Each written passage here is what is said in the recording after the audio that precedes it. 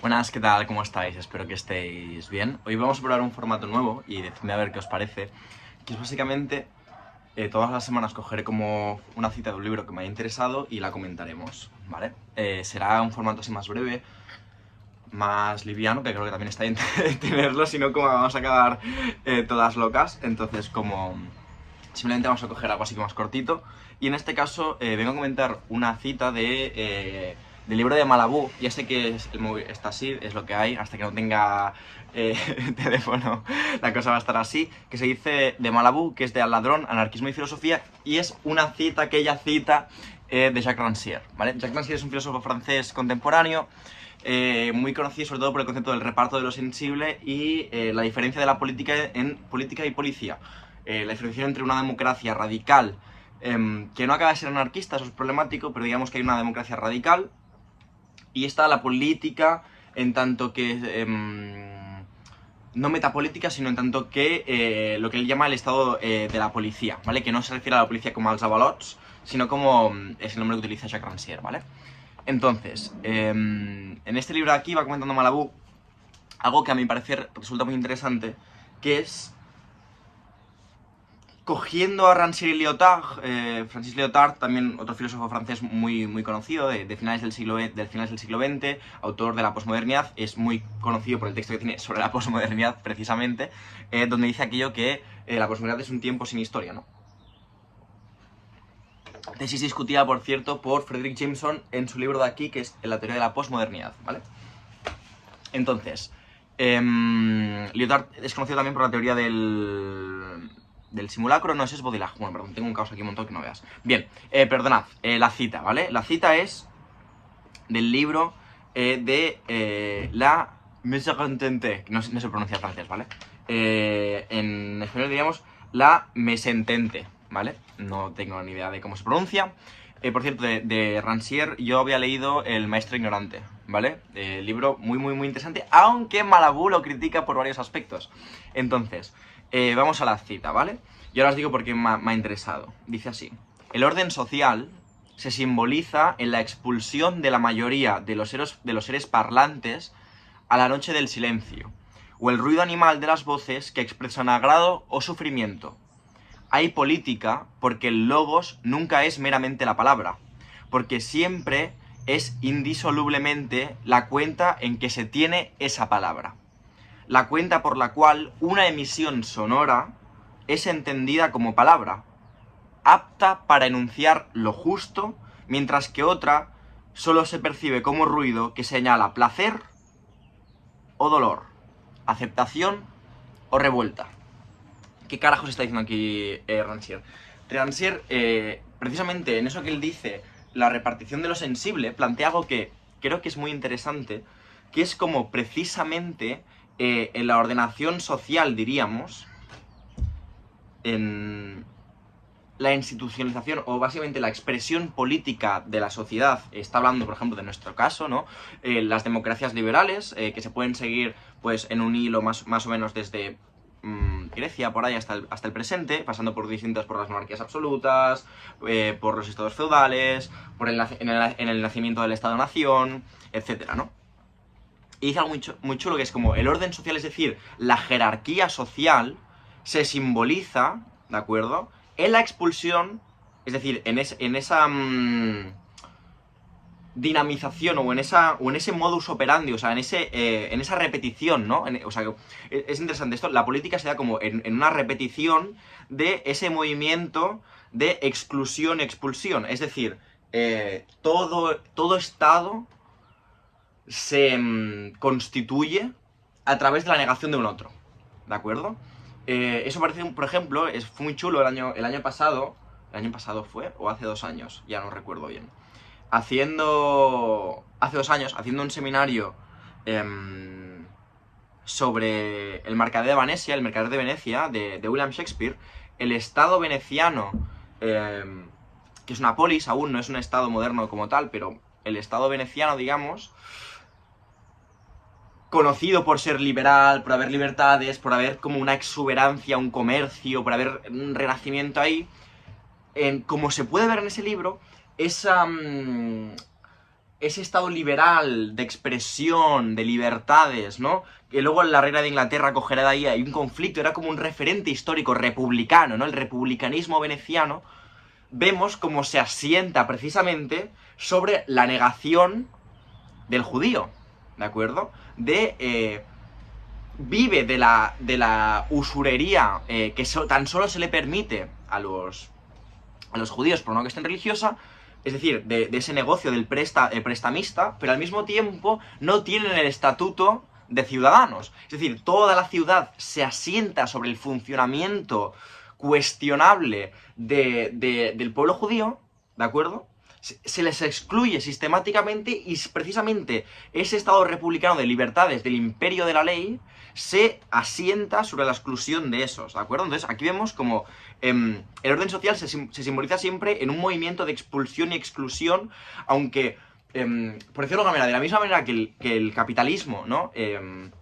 Necesita de un ejército de reservistas constantes para su óptimo funcionamiento, es decir, para continuar con la extracción de valor y perseverar, digamos, en su acumulación, para seguir, para perpetuar esa extracción de valor, el capitalismo necesita de el paro, de un ejército de reservistas para constantemente bajar los precios y bajar las condiciones laborales de los trabajadores. Entonces, digamos que un capitalismo sin paro es un oxímoron, ¿de acuerdo? Pues de la misma manera, todo Estado, sea más o menos de bienestar, sea más o menos socialdemócrata, sea más de izquierdas o de derechas, necesita siempre de un otro al cual negar, sobre el cual asentarse, ¿no? En Europa lo podemos ver clarísimamente con los subalternos, los y las migrantes, etcétera, ¿no? Igual que, por ejemplo, el mandato de la heteronorma digamos, el sexista, necesita de las oblicuidades del género y las expresiones diferentes para precisamente negarlas y asentarse la identidad suya, de suyo, como la única, ¿vale? Entonces, perdonad que me voy un poco por las ramas. Continuando, ¿qué dice? La expulsión, pero lo bonito aquí es que está hablando de la sensibilidad, Rancière, ¿vale? Porque en Rancière hay una vinculación estricta entre estética y política, ¿vale? Y ética, por lo tanto. Dice así, dice, la mayoría de los seres parlantes, a la noche del silencio, o el ruido animal de las voces que expresan agrado o sufrimiento. Es decir, la expulsión de ese otro, es decir, la jerarquía social se expresa y se constituye simbólicamente, precisamente, a través de la reducción de la expresión de la voz al mero ruido. Es de la misma manera que dice, como cuando Spivak se plantea si ¿pueden hablar los subalternos? Es una pregunta evidentemente retórica, porque obviamente que pueden hablar. Pueden expresar fonemas, pero no entran dentro del régimen del logos, de la palabra, de la razón, de la racionalidad. No son una voz legítima, no están dotadas de la legitimidad vocal. Y por lo tanto toda esa gente queda degradada a un estatuto de animalidad, ¿no? Institucionalmente son excluidas para quedar a un estatuto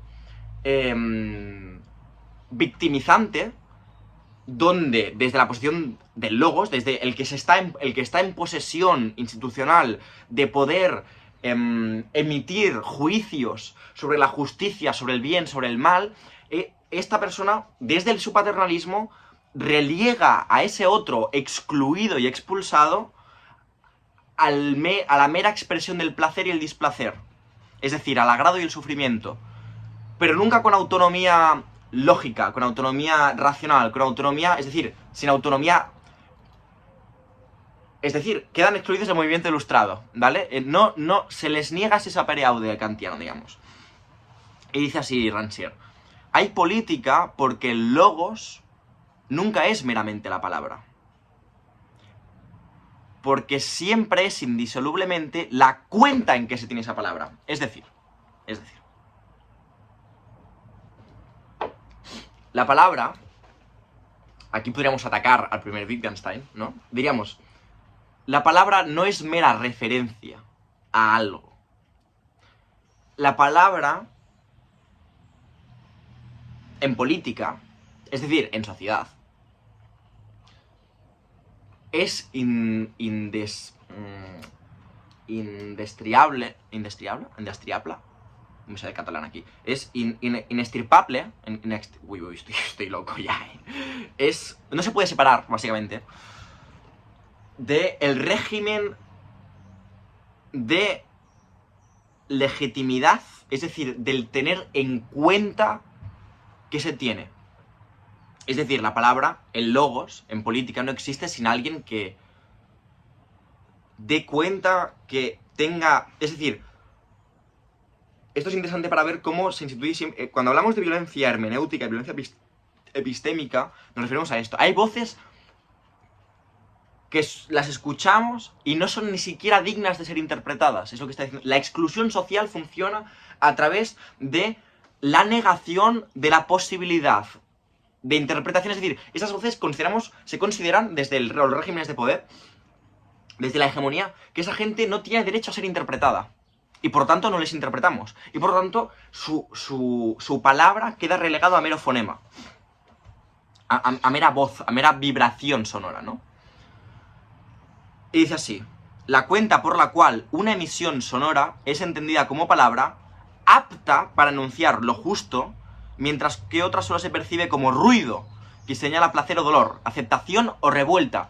Es decir, al excluido, en este régimen de poder, tan solo le queda, es eso, la aceptación pasiva o la revuelta activa, pero no tiene un espacio legítimo de deliberación política. Es decir, digamos, si la política aristotélica, la democracia aristotélica o la república se asienta sobre un principio, por cierto,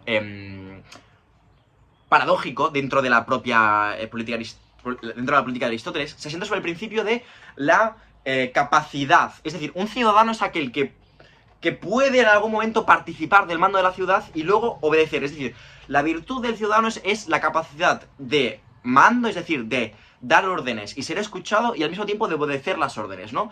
Hay una capacidad de rotación en los regímenes de poder, pero al mismo tiempo, en Aristóteles eso es problemática. Lo que se está diciendo aquí es que cuando se rompe este principio de rotación mandataria, es decir, cuando se rompe el principio de participación en la deliberación, es decir, cuando se rompe el principio de que la propia palabra sea digna de entrar dentro de la intersubjetividad política, cuando se rompe ese principio, lo que le queda al pueblo es la aceptación, es decir, la pasividad, o la revuelta. Es decir, el cambio, la acción directa en el cambio de cosas presente. Pero se imposibilita el arte de la política, que es lo que dirían los griegos. Es decir, por su propia constitución política, nuestros estados no permiten el funcionamiento democrático. Es decir, se asientan sobre un principio profundamente antidemocrático, relegando al pueblo a la revuelta o a la aceptación, al placer o al dolor. Pero no se les niega el estatuto humano y la capacidad del arte en la vida, ¿vale? Creo que es interesante, me gusta también hacer esto para que veáis un poco también, a mi parecer, cómo se puede coger un textito e ir rascando, ¿no? Interpretando básicamente lo que se está diciendo. Vamos a dejarlo por aquí, creo que ha sido un vídeo interesante y nada, espero que estéis, bueno, la mar de bien. A ver si vuelvo un poco a la actividad. Decidme si os gusta el formato, porque entonces lo continuaré, básicamente. Espero los comentarios. A ver si puedo ya cambiarlo de la cámara para que sea bien y se oiga bien, porque es que no hay andinés aquí, no hay un puto duro. La gente que me ha visto nada, lo tengo guardado, no os preocupéis, no me lo he gastado en comer. Lo tengo guardado para esto, precisamente. Os estoy muy agradecidos. En eso he comprado algún libro que necesite. Y nada, intentaré hacerlo a ver si también lo puedo hacer como de filosofía. De filosofía es esto, de poesía y literatura, ya me decís. Espero que estéis muy bien, echaba de menos esto. Y nada, un besazo enorme. Espero que estéis muy bien. Chao, chao.